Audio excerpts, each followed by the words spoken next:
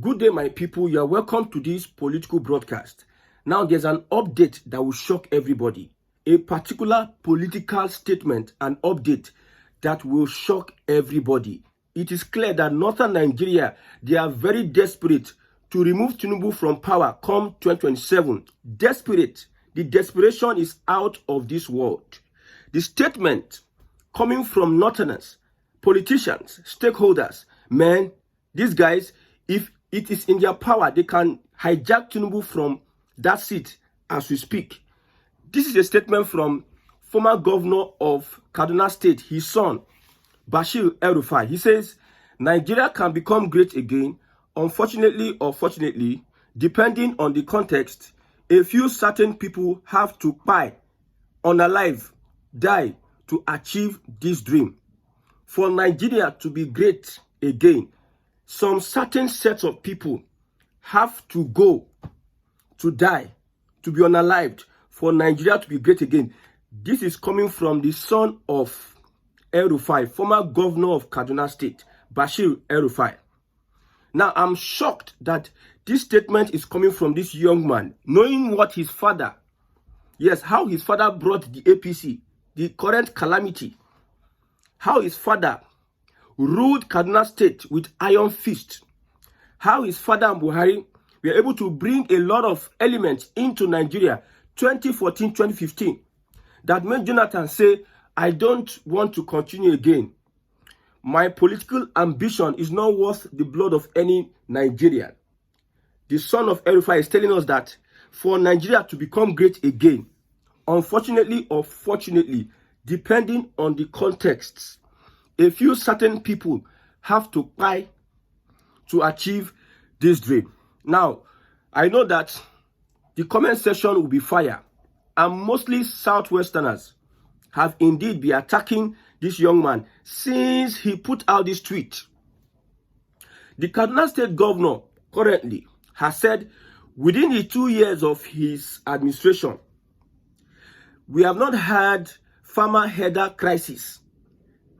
Within the 2 years of Obasani's administration, we have not heard about farmer header crisis. But under an Rufai, the killings, there's a young man called didnt. He got missing. If you criticize the government of Rufai, my brother, it looks like tyranny. But this young man is saying that for some people, for Nigeria to get better, some people have to go. I will not be one that will say it.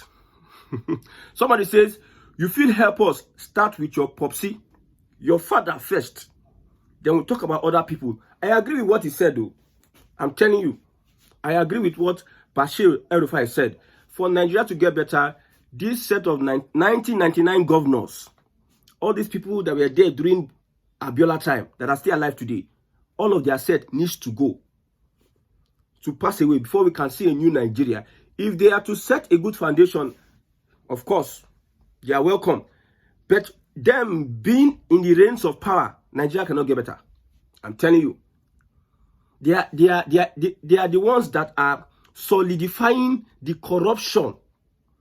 The corruption that is killing Nigerians. These guys are old and they are cunning. They are manipulative. So if Bashir Rufai is saying this thing, two things is involved. Number one, is either they are frustrated. How Tinubu has frustrated northern Nigeria, because all of a sudden, northerners have started criticizing government. Under Buhari, we didn't see anybody. They kept quiet. They were not saying anything. If you criticize them in northern Nigeria, they will deal with you. But this is a southern president, and this young man just remembered that he had to say such a thing.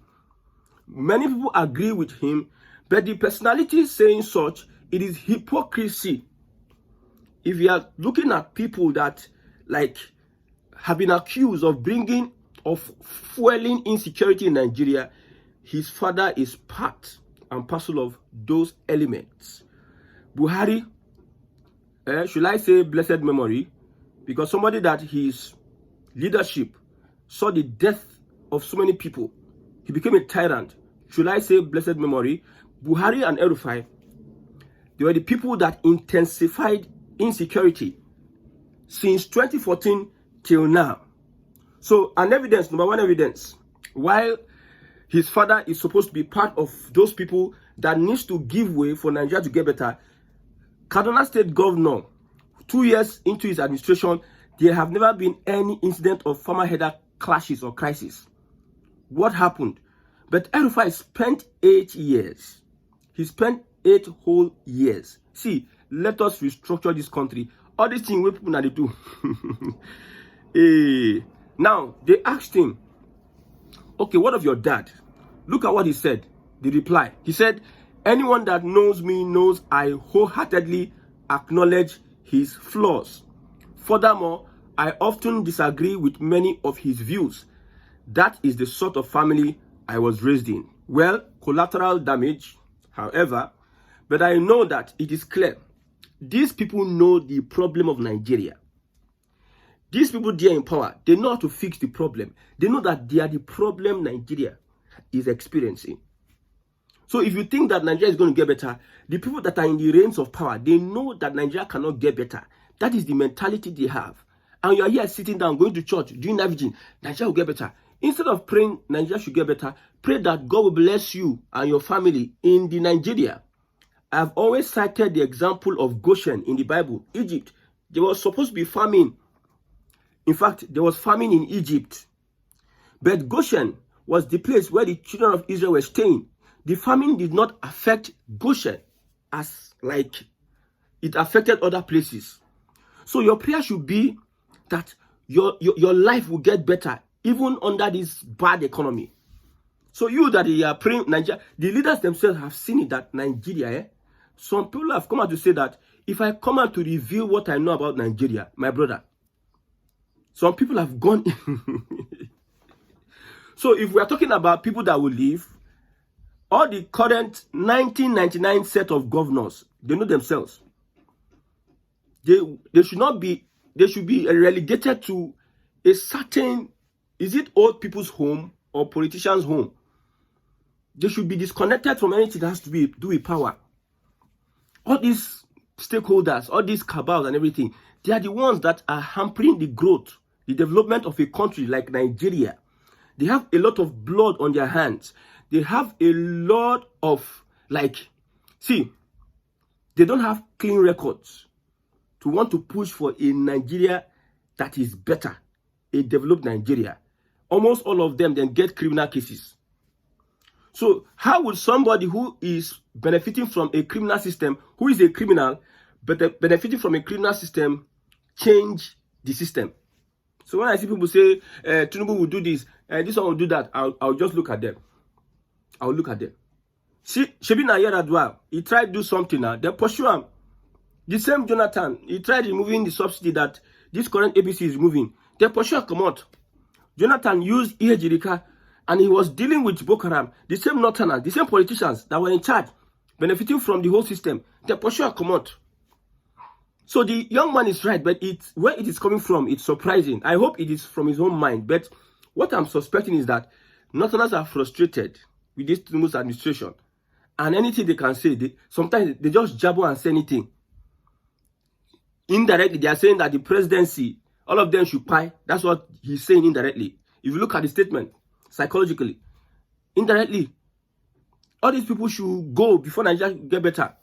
You see all those civil servants, you see all of them, all those ones hanging in Aso Rock, all those ones, northern Nigeria, all those old politicians, all those ones that have, all of them, that's why I said, in the next 20 years, it will be impossible for all of them to go because they are passing on this their evil to their children. They are recruiting their children to take over. They are placing their children, showing them the way of how they use manipulation, lies, and propaganda to deceive the people and have access to the treasury, how they steal money, how they stash money, how they relate, how they will steal money, they will come in front of the people and start crying that money is missing. They are grooming their younger children. Their children will not attend school in Nigeria. Almost all of them, their children, you leave the education system in Nigeria after you have bastardized the education system. You carry your children, you go abroad, go study. Look at Wiki, bragging. See, I'm shocked though. Because me, I do not plan sending my children to any secondary school in Nigeria, except for government colleges. Like, I will have to choose, because money today, carry them, go all those top Turkish private schools, all those Ivy League schools. And only God will help everybody. But for the average Nigerian citizen, these leaders will destroy the system, and they will be using prayer. They will use your imam, they will use your pastors, and start calming you down. It go better, it go better. Tunde Ednot made an observation on Tinubu's government. Tunde Ednot. I'm shocked that Tunde Ednot is like attacking this current. I'm shocked and I'm happy. You see, he decided to stand with integrity. He asked a question. He said, Buhari did not remove subsidy.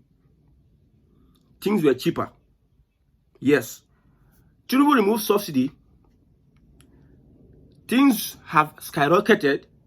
The purchasing power of an average Nigerian has reduced, and he has borrowed much more than Buhari. So where did the subsidy money go?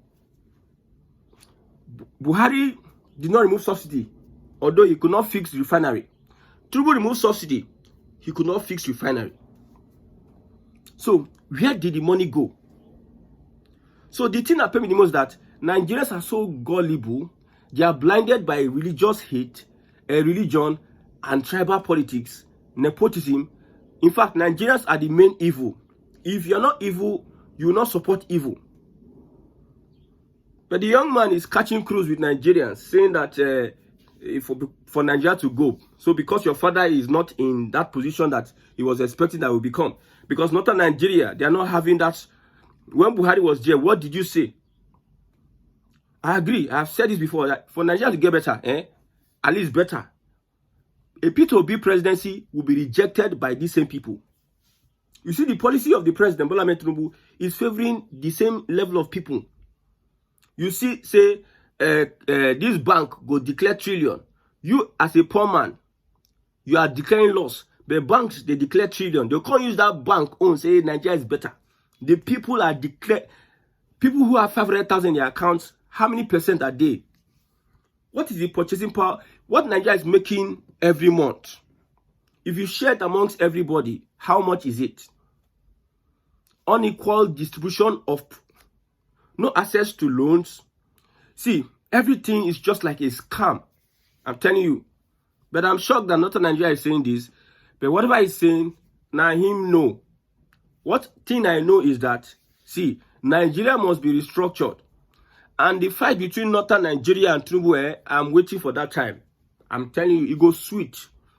You see, Northerners, especially the Fulani, Northerners no go agree for Bola Ahmed Tinubu. They no go agree. They go change them for Tinubu, I tell you. They will never agree. You see them, they are quoting that you are using money for Lagos, for Southwest. Almost all the money, over 80% of Nigeria money, you are using it. You see that they are complaining small. Before this one dropped this banger, you see they're just like gossiping because of they're out of power. Who will even, okay, let's say we agree for Nigeria to get better, let all these people go. Who will take the responsibility of mobilizing Nigerians? Who? The Yorubas are supporting, most of the Yoruba politicians and stakeholders are supporting the current administration. Yes, it is a Yoruba thing now. Current administration, Yorubas, normal. What did Buhari do? Nothing has supported him and they kept quiet. So what do you expect? So it is a northern Fulani and southern Yoruba thing. So they should be facing themselves.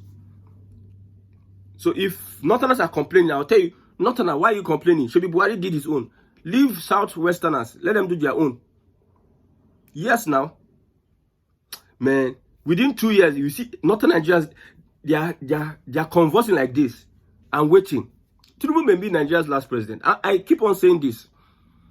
Tinubu may be Nigeria's last president because he knows that the steps he has taken, he knows that the fight he has started, Fulani know they end the fight too.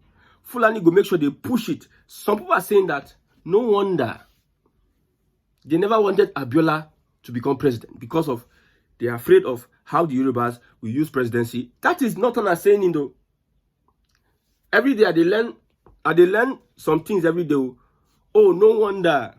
See a Tinubu presidency. See how he has turned everything, tribalized everything. That's why. See, if Tinubu does not restructure this country, it will be hard for the Yorubas to come back as president. I'm telling you, if Tinubu does not restructure this country, with all this that is happening,